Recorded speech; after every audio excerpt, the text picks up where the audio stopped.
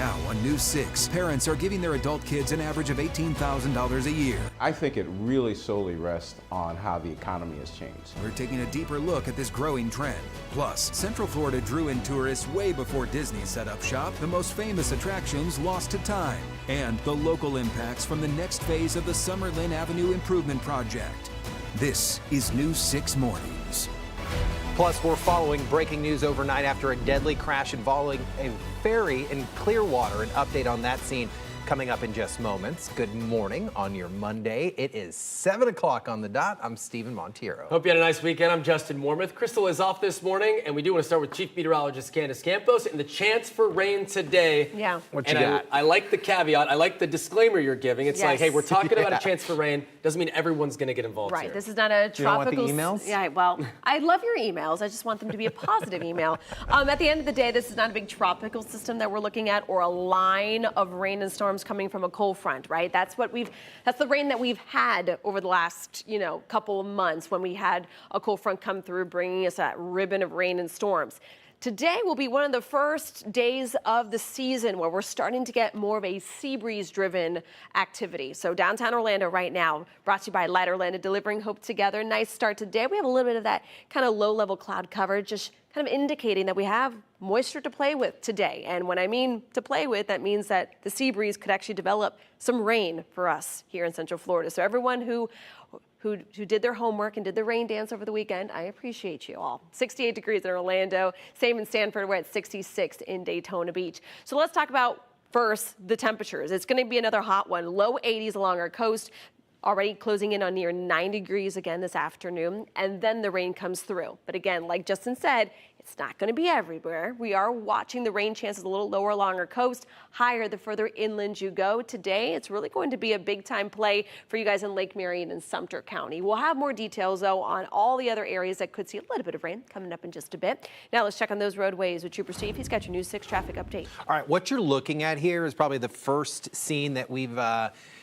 gotten to be looking at in quite some time. But first, a tragic scene on the Turnpike from this DOT cam last night. 5 people were killed in a crash. It happened last night in the northbound lanes of Canansville. Troopers say just one vehicle involved, a 2004 passenger van. So we know in addition to those who were killed, several others had to be taken to the hospital, including by medevac helicopter. So far, troopers have not said anything else about what has happened. We're waiting for more information and where the victims are from. As soon as we get that info, we're going to let you know. DOT cam, though, completely different scene from overnight. Still shut down as of right now, but crews just left the scene. So I'm predicting within the next at least 15 to 20 minutes, fingers crossed, we can get these northbound lanes open. You can see some patchy, just minor fog rolling through that area right now, enough to where it's not registering on Candace's radar. So please be careful as you roll through. The second we know that the Turnpike is back open, we're going to let you know in the next few. Now to that breaking news overnight along the Gulf Coast after a deadly crash involving a ferry. We know one person is dead, several others are hurt after investigators say another boat slammed into the ferry, which at the time was packed with passengers. News 6's Mark Lehman has been following the overnight developments. He's live now. And what are investigators saying about all this, Mark? Well, police in Clearwater are calling it a hit and run on the water. The boat, they say, took off, was later brought onshore and is being inspected. The big question now is, how did all this happen? First responders rushing to the Memorial Causeway Bridge in Clearwater after a devastating crash on the water last night. Witnesses say a recreational boat slammed into a ferry with 45 people on board and then took off. So we had another boat which ran into the ferry and then fled the scene. Think of it like a hit and run, but on the water. According to police, several people were hurt, including 2 who were airlifted to the hospital. One person later died from their injuries. It hit from behind, like it came through where the captain sits, like he was pinned down with his console. A couple on board the ferry says the crash happened so quickly it was hard to process what happened. Several people then jumped into action, helping those who were hurt. We just did our best to try to stay calm for the kids and the other families around us, and my husband actually went and helped other people that were on the boat with open wounds and things like that. Clearwater police say they were able to find the boat that took off from the scene after it was identified by another law enforcement agency. At this point, though, they haven't said if anyone is facing charges. Florida Fish and Wildlife is now leading the investigation. Justin. Wild scene there. All right, Mark, thank you. The student union at Florida State University will reopen today, nearly 2 weeks after a mass shooting killed 2 people and injured 6 others. School officials say the decision to reopen was made after speaking with students. A moment of reflection will be held at 3 p.m. prior to the reopening. Meanwhile, as students on campus work to get back to normal, one of the injured victims is speaking for the first time about the shooting. She says she will not let the gunman win. He doesn't get my future plans. He doesn't deserve to stop us from enjoying our college, university life. Madison Askins is a graduate student at FSU. She is doing much better and is back home with her family in the Tampa Bay area. Meanwhile, in North Carolina, an HBCU is reeling from a deadly shooting. 1 person was killed and several others hurt in the violence this weekend at Elizabeth City State University. And as reporter Amy Kiley shows us, it happened just as students were wrapping up several days of festivities. I heard the gunshots through my window and through the walls. 1 person is dead and 6 are injured after a shooting at a historically black university on the North Carolina coast yesterday. It was scary for real. Like, I was over there talking to one of my friends and just seeing a lot of people running. Elizabeth City State University says the person who died was a 24-year-old man who was not a student. But it says 3 of the gunshot victims attend the school, along with 2 others hurt in the commotion. Praying for them, praying for their families. The school says none of the injuries are life-threatening. It says the shooting took place at the center of campus in the early morning. It finally clicked, this happened right outside my door. The university says it had just finished a multi-day celebration involving both alumni and students called Viking Fest. I had left right before all of this had transpired, but I had heard the gunshots from my dorm, and then I had got a phone call saying that some people had got shot. The school is near the border with Virginia, and it's part of the North Carolina University system. It enrolls just over 2,000 students. We're a family. It's a small school, small HBCU, so everybody knows everybody. It's a small family, so just make sure your family's okay. I'm Amy Kiley reporting. Happening today, a major construction project is kicking off in the city of Orlando. And this one could impact your daily drive for months. Crews are going to be replacing aging pipes and other infrastructure. But it means a busy stretch of Summerland Avenue is going to be closed to drivers. News 6's Stephanie Rodriguez live now with the delays and detours you can expect. Stephanie? Yeah, starting today, the intersection behind me will be down to just 1 lane for about 5 minutes. It's all part of a much bigger effort to prevent an expensive and dangerous water main break like the one that happened here years ago. Oh my gosh, what a nightmare. This road out here is so horrible now with speeders as it is. I can't picture 5 months of construction. Traffic trouble is brewing on Summerland Avenue, where a 5-month closure kicks off Monday. Westbound South Street will be down to 1 lane, and drivers on Summerland will face detours. Southbound traffic will be rerouted through Pine, Thornton, and Palmer, northbound through Anderson, Mills, Jackson, Brown Central, and then back to Summerland. This project stems from what happened in 2018 when an 80-year-old 20-inch water pipe burst in the Eola Heights neighborhood. Streets flooded, cars were submerged, and a crater opened in the road. So this is just something that comes along with the process. As our infrastructure ages around here, we want to be mindful that we don't want to have problems in the future. The city and OUC are replacing 1.5 miles of aging pipeline and upgrading sewer, stormwater, and fire safety systems. The goal is better reliability. But for drivers and businesses near Howard Middle School and downtown cafes, it will mean months of disruption. So we just want to be mindful. We're still going to have access to businesses. The services are still going to be able to pick up the trash and things like that. So just the through traffic, we want you to plan alternate routes to try to help out. Now, this is a part of a multi-year project that won't be finished until at least 2028. The city is asking drivers to plan ahead and to be patient. Reporting in Orlando, Stephanie Rodriguez, News 6. Thank you, Stephanie. Meantime, if you drive on I-4 in the attractions area, you could finally get at least a little bit of a traffic relief. Starting today, 2 new congestion relief lanes are opening up. Earlier this month, Governor DeSantis announced an early completion of the new lanes. That includes 1 additional lane in each direction of I-4 from US 27 in Polk County to World Drive in Osceola County. Big help there. The expansion is just one part of a $2.5 billion expansion of I-4 from Polk to Orange County. Right now, almost all of Central Florida is still under a burn ban because of those dry conditions we've been experiencing. Or Osceola County, the latest to put the restrictions in place over the weekend.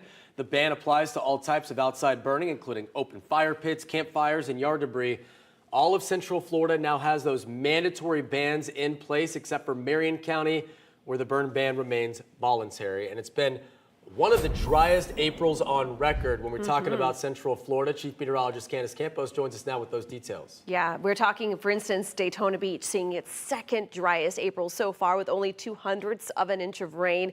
The only one spot that is not in the top 10 is Orlando, because we just saw one day of some decent rain, and that fell on April 1st, by the way. But you can see, yes, last week on Thursday, we had a new update from our drought monitor, and you can see that there is now parts of Central Florida that we are picking up extreme droughts through areas of Marion, Lake and Sumter County, as well as Volusia County. Now, the good news is the same area that we are seeing that exceptional drought is the same area we could actually rack up a little bit of rainfall today. So looking here at the bus stop forecast, as the kids are running out the door in the next couple minutes, temperatures are going to be nearing 90 degrees by about 3-4 o'clock, but they will need their rain gear.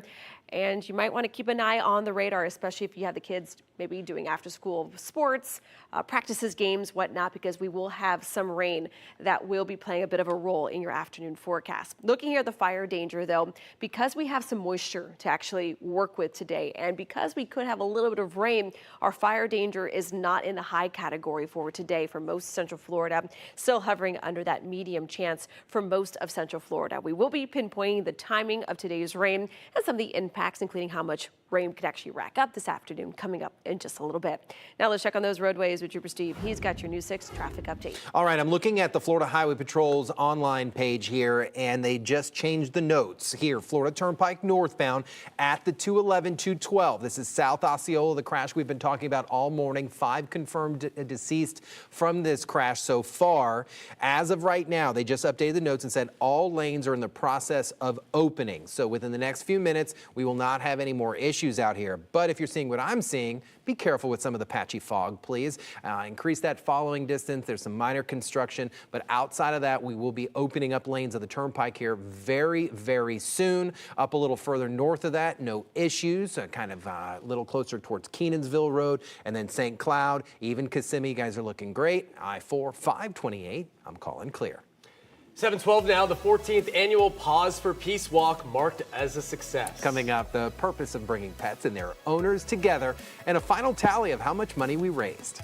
First, though, parents now being forced out of retirement thanks to their adult children, how much they're giving to their kids every year, and what experts are saying about the financial burden.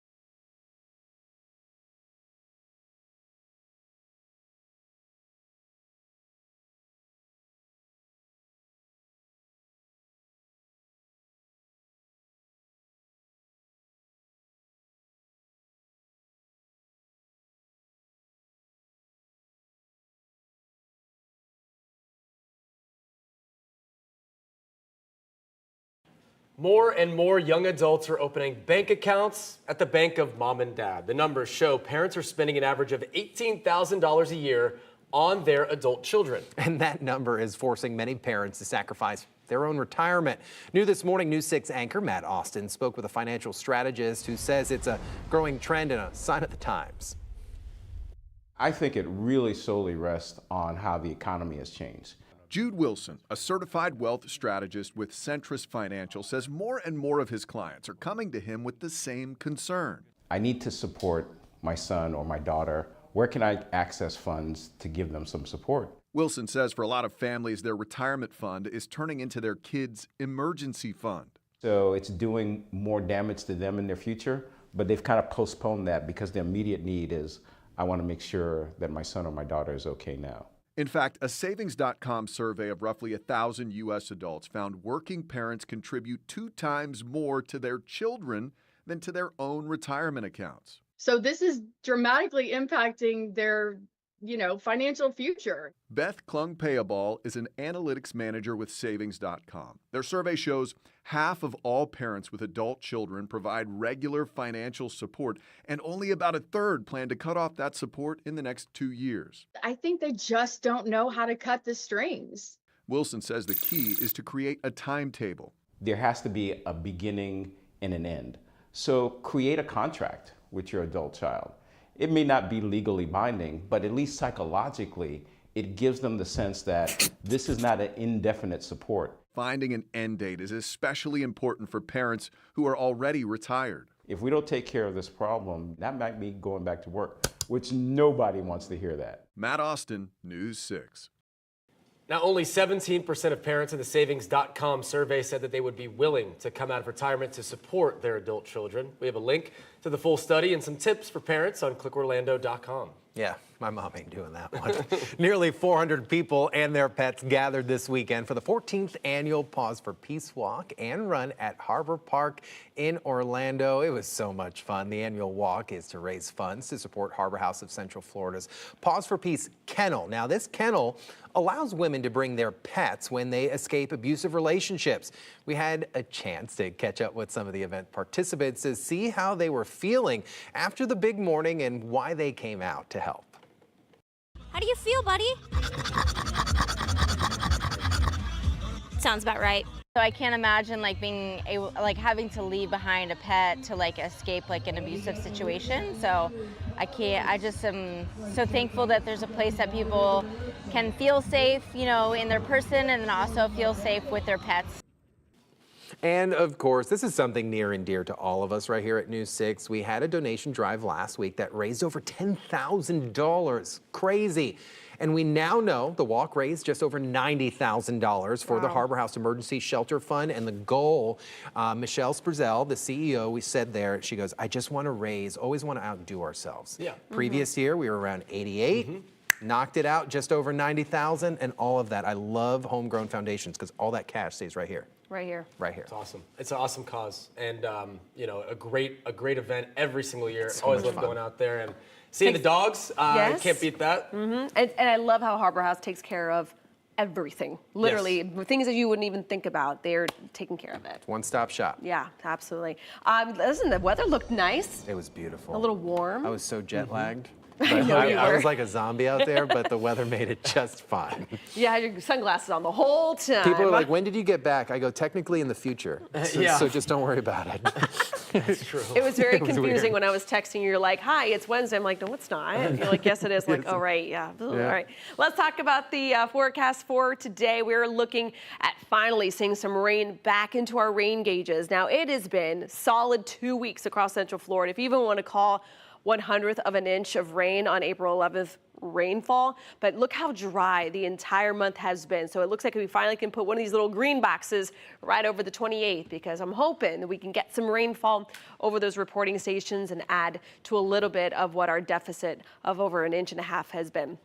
Looking here at the satellite and radar composite, the culprit for the added moisture is basically a weak little front here that just kind of skirt right off the coastline. It is not going to be bringing us a big drop in temperatures, although a touch cooler air as our breeze will start to veer more out of the north on Tuesday. Today, though, we're going to stay warm. We're going to stay pretty unsettled. So with that added moisture, as we get that east and west coast sea breeze coming together, we'll finally start to see some rain develop within these sea breezes. So looking at those temperatures out the door, heading out this afternoon, you will need your rain gear. You won't need it though this morning. We're in those 60s and 70s. A little bit of patchy fog out there, just a little bit, not even enough to really pop up on a lot of our reporting stations, but some of our rural zones, though, starting to show just a little bit of that fog because we do have moisture present. Now, that moisture will come in the way of some rain and some storms this afternoon after about 2, 3 o'clock. So if you have any outdoor plans, maybe after school activities, dismissal time, we will be dodging some rain as temperatures will be closing in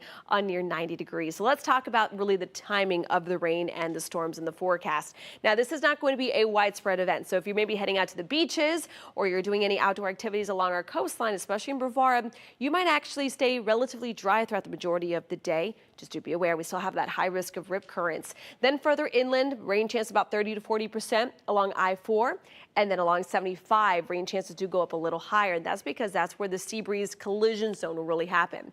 Now you can see between now and 1 o'clock, that sea breeze will try pushing inland, developing some cloud cover. Then by about 3, 4 o'clock, that's when we will start to see some of the rain and some storms on both coasts, right? So there's the west coast and there's that east coast sea breeze. Where they come together is where we will see that blow up of some slow moving, heavier downpours, and that will linger until the sun goes down. As that sun goes down, the instability will drop off, and then we'll kind of wrap up the rain. How much rain could we see? Some models where we have those slow moving storms could rack up hopefully significant inch or 2 of rainfall. Now, as we get results here with your full 7-day forecast, after that, though, it does not look like rainy season is here to stay. We'll dry out and heat up as we head into the rest of the week. Now, let's check on those roadways with Trooper Steve. He's got your News 6 traffic update. All right, I'm making this official. They were opening the travel lanes. Now I'm letting you know all your travel lanes are back open on the Florida Turnpike at the 211 mile marker after a horrible fatal crash. 5 confirmed deceased from this crash out here. This is South Osceola County. If you're coming in from the Kenansville area, even Yeehaw Junction, you can now enter the Florida Turnpike and head up to the Metro Orlando area. The only thing you need to watch out, just patchy fog. Outside of that, we're in the clear. Routine delays north and southbound along the Florida State Road 429, but Winter Garden, Ocoee, crash-free to include the Pine Hills area. No issues there. Now that that crash is cleared out on the Turnpike, we'll spend the next 40 minutes or so just checking out the rest of Central Florida. Well, tough loss for the Orlando Magic at the bottom of the hour. A recap of why the team must now dig deep to find a win. Plus, a sneak peek inside this new luxury cruise. What to expect from the Norwegian Aqua as it sails into Central Florida for the very first time.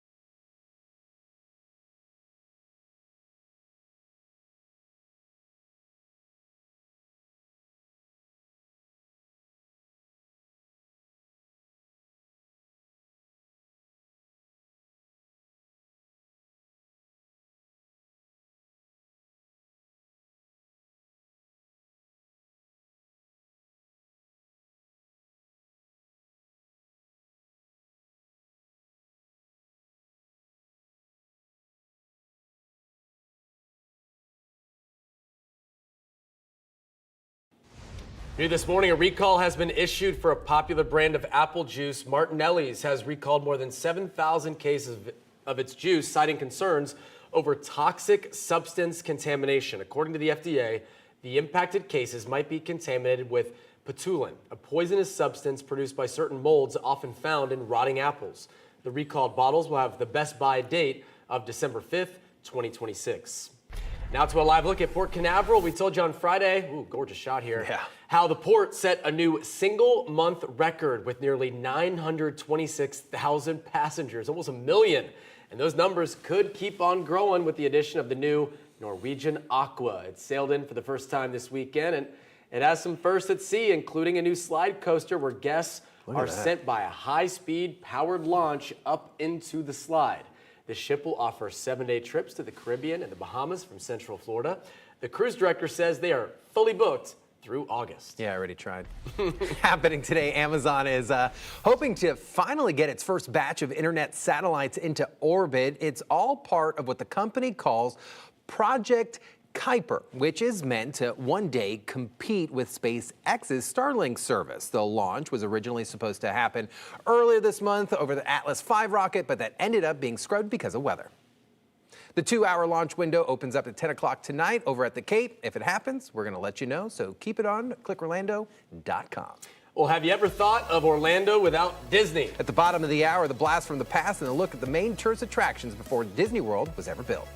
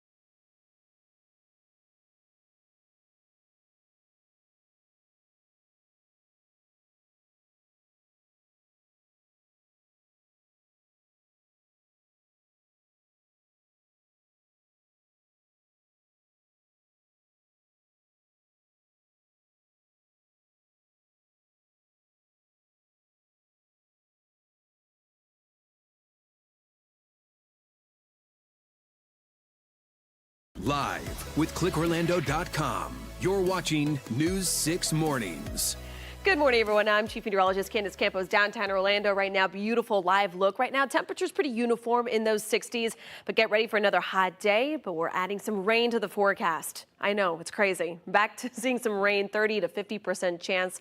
All thanks to the sea breeze. We will start seeing some of that rain develop on both coasts by about 3-4 o'clock, really favoring along I-4 and towards our western communities. Lake Mary and Sumter County, you will have that kind of collision zone focus. By about 5-6 o'clock, some heavy, slow-moving downpours will be possible. That will continue to linger till about 7-8 o'clock again across our western zones, with then rain chances then tapering off throughout the rest of the work week. Now let's check on those roadways with Trooper Steve. Right now, pretty routine delays over by our attractions area. Earlier mess along the Florida Turnpike has been cleared, so all lanes are back open. Seeing some minor slowdowns along OBT and John Young right around 528. The news continues next. Remember, get updates over at clickorlando.com. This portion of the news is sponsored by AK Certified Roofing. Live with clickorlando.com. You're watching News 6 Mornings. It is 7:30. Let's get a check of our top stories. Breaking overnight, one person's dead. Several others are hurt after a boat slammed into a ferry packed with passengers in Clearwater. We know multiple people had to be airlifted from the scene, but everyone has been accounted for. And tragedy on the Florida Turnpike after at least 5 people are killed in a crash. It happened late last night in the Kenansville area, but within just the last 10 minutes, all lanes of the Turnpike have been reopened. And the city of Orlando is set to start work on a big project today to replace old pipes and other infrastructure along Summerland Avenue. The work will lead to months of lane closures and detours. Turning now to the weather and something we haven't been able to talk about in quite some time, a chance for rain. Gosh, isn't that nice to hear? Let's get a check of that forecast with Chief Meteorologist Candace Campos. Of course, it's been bone dry, Candace, but we're going to switch things up today. Yeah, zero amount of rain in the last 2 weeks area-wide. But so today, any additional rain is going to certainly be welcomed as we kind of wrap up the month. Looking at those temperatures out the door, beautiful live look you saw there from downtown Orlando, our Light Orlando delivering hope together camera. Right now, we're all pretty much in the 60s, closing in on 70, but let's take you out towards the coastline, Daytona Beach. There's a little bit of a haze in place, and that's just kind of the precursor, kind of the hinting to us of how much moisture is in the air. Right now, we're holding at 66 degrees. The winds are calm. If you are planning on enjoying the beaches for today, it's going to be a fantastic beach forecast for the next few hours, although please swim by a lifeguard. Looks like we will continue to stay on that high threat for rip currents. A little further inland, rain chances will be a little higher. So along our coast, rain chances only about 20%, but the further inland you go, rain chances do start going up to about a 30 to 40% as we will start to watch the sea breeze come together and develop. Before that, though, it will be a hot one. Temperatures will be nearing 90 degrees. So if you are heading out to the theme parks, maybe do the outdoor stuff a little earlier in the day so you're not stuck waiting on any rain delays. Now, looking at the rainfall, though, a little bit of rain along our coastline and then towards the I-4 corridor, but where we will see the collision of the two sea breezes, we will have some significant rainfall for this time of the year. We'll have more details on the timing of the rain, county by county, coming up in just a little bit. Now let's check on those roadways with Trooper Steve. He's got your News 6 traffic update. Things are much better than how we started the show at 5 a.m. Florida Turnpike is back open. The delays out throughout Central Florida aren't too bad. We're seeing the eastbound delays along I-4 out by 535. If it didn't happen, it would be weird. So it is a normal routine. OBT northbound approaching Taps. Kind of stop and go. Industrial area with 2 schools on the west side there. Be cautious. And then 417 out by Aloma looking very nice this morning out by our county lines of Seminole and Orange County. Back now to the latest on that breaking news overnight. One person is dead, several others hurt after a boat collision in Clearwater. The crash happened near the Clearwater Memorial Causeway Bridge. Investigators say a boat collided with a ferry carrying 45 people, many of whom were attending the Sugar Sand Festival. News 6's Mark Lehman following the latest live for us this morning. And Mark, investigators say one of the boats actually left the scene after the crash. Yeah, Clearwater police say that boat was later found by another agency. And with so many people on board the ferry, there was a big response from paramedics. And law enforcement, meanwhile, is investigating what led up to the crash. There was a lot of injuries, you know, and I don't know, a lot of craziness happening all at once. Witnesses say it happened in an instant. Dozens of people were on board a ferry near the Memorial Bridge in Clearwater when another boat seemingly came out of nowhere. All of a sudden we hear the first mate yelling, hey, hey, hey, and then we look back behind us and this big yacht just came through the boat. Police say the boat that hit the ferry then took off from the scene, leaving behind several people hurt. We ended up having 6 trauma alerts with 2 people flown to the hospital because of the severity of their injuries. Officials say one person on the ferry later died from their injuries. Now the U.S. Coast Guard and Florida Fish and Wildlife are investigating how all of this happened. And how fast they were going, like how that is even logically possible, that they hit and were able to just get off like that. Overnight, we saw investigators closely inspecting the boat they say took off after crashing into the ferry. What we don't know yet is if anyone is facing charges. We'll keep you updated with new details as they come in. Steve. Mark, thank you. Happening today, opening statements are set to begin for the resentencing trial of two men convicted in Volusia County's deadliest mass murder. Troy Victorino and Jerron Hunter were originally sentenced to death for killing 6 people in Deltona back in 2004 following a dispute over an Xbox. It was a brutal attack that shocked the community. Their death sentences were overturned in 2016 after Florida required unanimous jury verdicts. A mistrial followed in 2023 when the law changed yet again. Last week, a jury of 12 was seated in the resentencing trial. We will be there today, and we'll bring you the latest on air and over at clickorlando.com. New this morning, a former Catholic school teacher accused of inappropriately touching a student will not face prison time after reaching a deal with prosecutors. We have been following the case against Noah Kabiak since last March, when a former student at Father Lopez Catholic High School accused him of hugging, kissing, and touching her. Kabiak was facing years in prison, but as part of the deal, will only get probation. He also agreed to have his teaching certificate removed permanently. Well, the family of 10-year-old Xavier Williams laid him to rest over the weekend in his home state of Connecticut. Investigators say Williams died after he was brutally tortured and abused by his mother and her boyfriend in Tavares. Kimberly Mills and Andre Walker were arrested after they brought Xavier to the hospital. According to new court filings, the two dropped him off while he was in full cardiac arrest, covered in bruises, burns, and showing signs of sexual abuse. Xavier deserved to grow up. And while we can never undo the harm that was done, we can honor his life by standing up for children who cannot stand up for themselves. Mills and Walker were indicted on several charges, including first-degree murder and aggravated child abuse. 1 year after a Central Florida teen took his life, the technology that his family says drove him to suicide is at the center of a groundbreaking federal lawsuit. The case is all centered around artificial intelligence, or AI. The mother of 14-year-old Zoel Zetzer says the teen was searching for someone to talk to, but says the interaction with a chatbot ultimately led him to take his life. The family is now suing the makers of AI in federal court in Orlando. He thought that by ending his life, his life here, that he would be able to go into a virtual reality, or her world, as he calls it, her reality, if he left his reality. A hearing in the case is set for this afternoon. News 6 will be there and let you know what happens. Breaking news right now, the Vatican just announced when a conclave to decide on who the next pope will be will take place. It comes after hundreds of thousands of mourners attended the funeral for late Pope Francis over the weekend. He died 1 week ago today at the age of 88. As the Catholic world mourns the Pope, attention now turns to the conclave. It's the process by which cardinals choose the next pope. It usually begins 15 to 20 days after the Pope's death, and the Vatican just announced it will begin on May 7th. Cardinals are secluded in the Sistine Chapel and must not speak to anyone outside. Voting continues until one candidate gets a 2/3 majority, which can take several days. The world knows when a new pope has been elected when the chimney above the Sistine Chapel billows a white smoke. Well, the Magic face a tough challenge in their first-round playoff series against the Celtics. They came up short in Game 4 last night, meaning Boston is now just one win away from moving on. Sports director Jamie Say has the highs and lows from Kia Center. The Orlando Magic will head to Boston today in desperate need of a win. They have to take Game 5 tomorrow at TD Garden.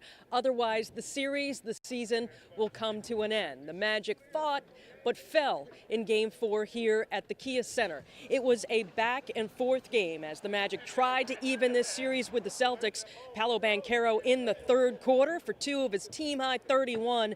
Magic were down 1 heading into the fourth quarter. Wendell Carter Jr. ties it at 91 with about 4 minutes to play, but Boston was better down the stretch. Jason Tatum, 2 of his 37. Celtics win Game 4 107-98 to put the Magic on the brink of elimination. You could just tell their experience showed. They weren't rattled at all. It was making big plays on both sides. This one stings, and but that's our reality right now. Down 3-1, you got to go take one in Boston to get back home. Let's go get one in Boston. That's the next game. We can't do well on this one. We go back and watch film. Do the cleanups and get ready for Tuesday. Last night's Game 4 was the first time the Magic, under the leadership of Paolo Banchero and Franz Wagner, lost a playoff game here in this building. Now they have to find elusive success on the road. Game 5 tips off Tuesday at 8:30 in Boston. I'm Jamie Say at the Kia Center, News 6. All right, thank you, Jamie. Let's get you back to your forecast. I don't want to dwell on the Magic. I know. A little heartbroken. They just got to win next one. That's it. They just got to win the next one. Right. And then win the next one and win the next one. Can't lose anymore, Candace. All right. Positivity, Yeah, Justin. man. Boston's good. Boston's good. Yeah, they've all been very good, close games. That's what we like to watch, very right? competitive, yeah. Yes, all right. Let's talk about the weather forecast.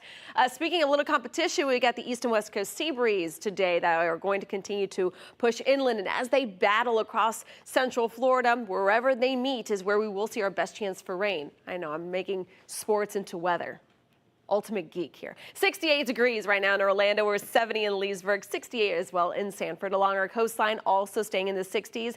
Right now, Cocoa Beach, the warm spot along our coast, holding at 70. Now, rain chances are trending up for today. Is it going to be a washout of a day? Not by any means, but for some locations, this 30% is up to about a 50%, and that's really across our western communities. But overall, just do expect rain chances to start going up after about 2-3 o'clock, around that dismissal time. So if you're doing car line pickups, carpools, after school practices and games, just do be aware you will have to keep an eye on that radar. Our News 6 weather app is a great resource if you need to kind of figure out where that rain and lightning is, because we are going to be dodging some of that rain today as the kids are looking at the bus stop forecast. No need for the rain gear this morning, but they will need their at least umbrella or raincoat later on this afternoon. Again, more of those after school activities, more of those late day plans might have to be delayed or moved around a little bit. For today, though, it looks like our best shot for rain is going to be our western zone, which is also where we could rack up some significant rain. We'll have more details on the timing of it coming up in just a little bit. Now let's check on those roadways with Trooper Steve. He's got your News 6 traffic update. Roadways aren't doing too bad after earlier fatal crash investigation along the Florida Turnpike. But right now, if you're waking up, maybe on the east side, Aloma, good morning to you. There is a slight delay if you look top right of your screen, southbound along 417. As you approach Redbug Lake Road, we are seeing some slowdowns there. But coming across Lake Jessup for right now, such a nice drive. I love cruising over Lake Jessup sometimes, especially when the water's nice and clear. You can see those huge dinosaurs in the water out there. Things running clear, though, north or southbound. Now, today out on patrol, I figured it out. May 1st, everyone must be Real ID compliant. What is Real ID compliant, and how do you do that? I'm going to be welcoming a representative from the Seminole County Tax Collector to talk about that and how to make sure you are. Join me today at 10 o'clock.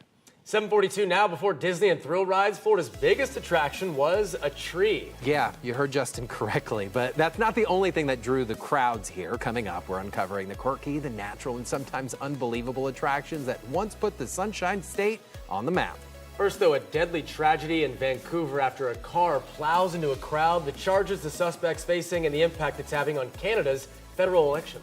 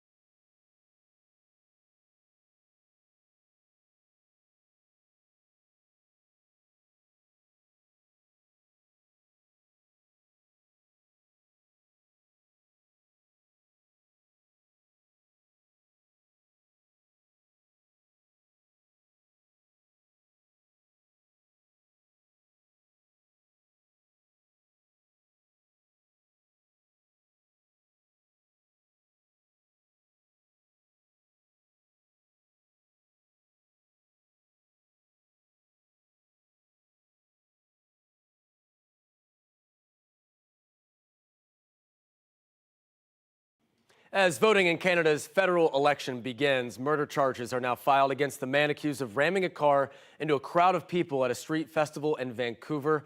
11 people killed, dozens of others injured in this. It happened Saturday night during an event celebrating Filipino heritage. 30-year-old Kaiji Adam Lowe is charged with 8 counts of second-degree murder, and police say more charges are coming. But investigators ruled out terrorism, instead pointing to Lowe's history of mental illness. Now, it would appear that mental health appears to be the underlying issue here. And I want to be clear. If anything is to come of this tragedy, it has to be change. In response, Prime Minister Mark Carney canceled his campaign events over the weekend ahead of today's election. He called the attack Canada's darkest moment as voters head to the polls.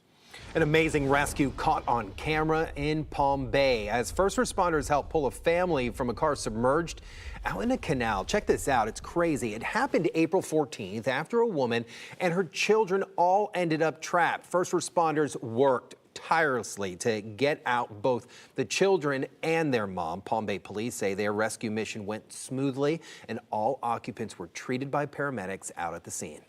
Well, Florida may be known for its world-famous theme parks, but long before the roller coasters and the fireworks, the state's original attractions offered a very different kind of magic. Yeah, new this morning, News 6 anchor Bridget Ellison takes us on a nostalgic journey to uncover lost landmarks that help shape Florida's tourism legacy. Florida must lead the nation in lost attractions. In one of his latest books, Lost Attractions of Florida, That didn't make it either. Dr. Jim Clark documents some of the state's first tourist attractions. The big attraction in Orlando was a tree called the Senator out in Seminole County. People would come from hundreds of miles away to see this giant tree, and that was tourism in Orlando. Big Tree Park in Longwood opened in 1927 with the Senator as the main attraction. In 2012, what was left of the iconic tree burned down as the result of arson. Today, this is all that's left. Many of the first popular attractions in Florida showcased nature, such as the springs or historic sites, but wildlife was also a big draw. The sunken gardens, so many gardens. Whether it was bears and ostriches. Ostrich races used to be big in Florida. Did you know you can ride an ostrich? Or alligators. Gators, there's the secret. There just aren't a lot of gators in New York. And so that's the attraction. I want to say just a word about the site of our Florida project.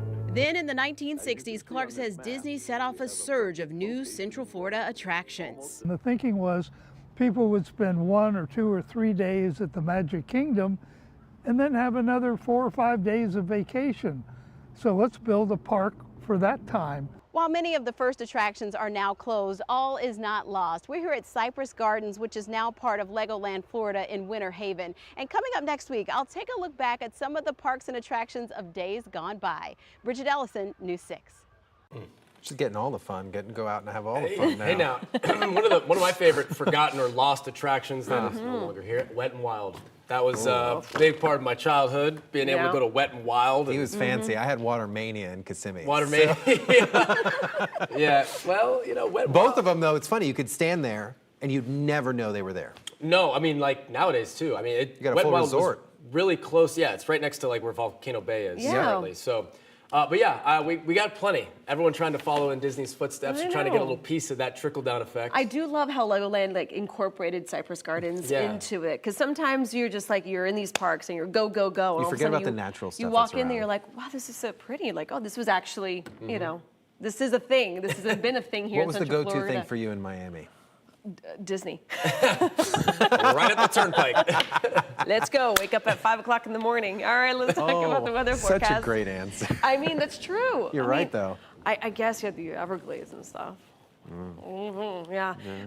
I mean, listen. Pack the cooler and get in the car. We're going to Orlando. That was the thing. You had, you know, everyone packed their little PB&J sandwiches and we went. All right, let's talk about the weather forecast for today. Listen, no matter what you're doing across Central Florida, whether it's the theme parks, the beaches, or like the rest of us, just going to work and school, we're going to be dodging some rain in the forecast. Now, it's not going to be for the morning. Think Summertime, afternoon thunderstorms. After about 2, 3 o'clock, we'll be favoring our inland zones, starting up along I-4 and pushing towards our west. Now, with that being said, this is not going to be the big kickstart that's going to move us right into rainy season. This is a good sign, and we'll take the rain. We're not complaining about it whatsoever, but it's not going to be enough to really eliminate our burn bans or increase, better our drought conditions. That is still going to be a concern over the next couple of the weeks. Now, we are going to continue to dry out throughout the rest of the week. We'll have a little bit of a cool down tomorrow before we start ramping up those temperatures once again as we head into the weekend. Temperatures out the door right now. It's a mild start, 60s and 70s area-wide. But as we take here hour by hour, our highs today between about 1 and 3 o'clock will be nearing 90 degrees, and then the sea breeze thunderstorms start rolling in after about 3, 4 o'clock, and that's why rain chances will go up to about 30 to 50%. The reason why we have that range is because not everyone is going to be seeing the heavy rain and the downpours. You can see here clouds and rain showing you that we have that east coast sea breeze developing, starting to pick up some cloud cover. As it continues to push inland, we'll start to develop some rain. So looking at the possibility of some heavier downpours lined up right along I-4. So Brevard County, you might actually end up mostly dry throughout the majority of the day. And then on the western side, here comes that west coast sea breeze developing, pushing in along 75. Where we start seeing that collision, that zipper line effect, is where we will see the heaviest and the slow-moving rain as well. So you can see that Tri-County area, Marion Lake, Sumter County, this is really going to be more of an event for you guys, as most of that rain will linger down Lake County, Polk County till about 7, 8 o'clock. So again, it's going to be more of a western play, but that doesn't mean areas along our coast and along I-4 won't get in on a little bit of that rain. So after today, we have plenty of moisture in place. Notice what happens. We get back into a much drier weather pattern. So again, that's just kind of to show you that we're not moving right into rainy season just yet. On average, though, rainy season tends to begin towards the end of May. At the end of the day, we will take whatever rain we can get, and it looks like we could have another round of that, though, as we head into next weekend. Now let's check on those roadways with Trooper Steve. He's got your News 6 update. It's getting a little busy out here this morning. Listen up, if you're getting ready to travel southbound on 417, crash just came out. So you're good over Lake Jessup, but as you approach kind of Redbug Lake Road along 417, there is a crash there that's starting to cause some backups in the southbound direction. So just be cautious. Westbound I-4 at Lake Mary, not horrible. Your drive times this morning, kind of high. 46 minutes if you're headed towards the downtown area, 30 minutes from Champions Gate, and then the routine little delays, a little bit over there on 441 in Lockhart, and then westbound along 408 this morning. We are routine, just increase that following distance, and we won't have any crashes. Well, some big changes for Joann stores after nearly a third of locations are closing this week. Coming up, what this means for the craft retailer's future.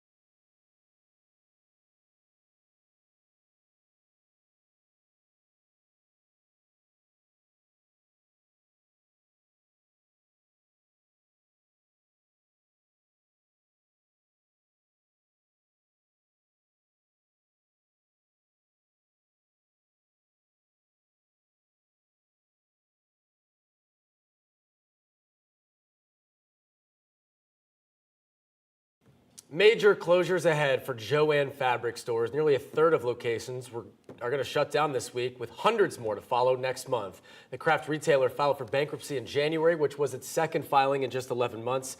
Liquidation sales are ending at 255 locations closing this week, with 500 more stores set to close in the coming weeks. And just a reminder, fake Jo-Ann websites offering deep discounts are still active, but Jo-Ann says customers can only buy products in store. For more on this, watch Lewis Bolden's full report on clickorlando.com. And SpaceX launching a Falcon 9 rocket late last night from Cape Canaveral. Ran outside and checked that out myself, carrying 23 more Starlink satellites into low Earth orbit. The mission took off at 10:09 p.m. We brought it to you live right here at News 6 and clickorlando.com. And if you're waiting for the next launch, you won't have to wait long. You never do. SpaceX is planning another Starlink launch this afternoon from the west coast of Vandenberg Space Force Base. Interesting. Very interesting. Well, back here on Earth, an uninvited visitor made an appearance at a state high school. It's not too unexpected, though, for Florida. Deputies in Manatee County had to wrangle a 7 to 8 footer, a gator. That's a big boy. Yeah, had to have a gator. It made its way to a bus drop-off loop on a high school campus. This body camera video shows deputies trying to corral the gator, who was not going down, never do, without a fight. A little barrel roll action. After some effort, though, they got it under control, safely relocated it to a nearby boat ramp where the gator gave him a little moonwalk as it slid back into the water. You don't trust nobody who's watching. Look at that. Look at that wrangling. He has the hat and everything. All right, let's talk about the weather forecast across the area. We are looking at a decent shot for some rain in the forecast. It will be warm today, nearing 90. And your rain chances, though, do go up to between a 30 to 50%. Again, it's all going to be dependent on where you are. Higher chance for rain the further west you go. And then drying out, though, as we head into the rest of the week. All right. Things look pretty good out there. Out on the roads, you're good to go. Just make sure you're driving safely. Some slight delays southbound along 417, approaching Redbug. All right, thanks for joining us this morning. We break news on clickorlando.com. Find all our stuff and all the interesting stories on News 6 Plus app for your TV. Have a great Monday.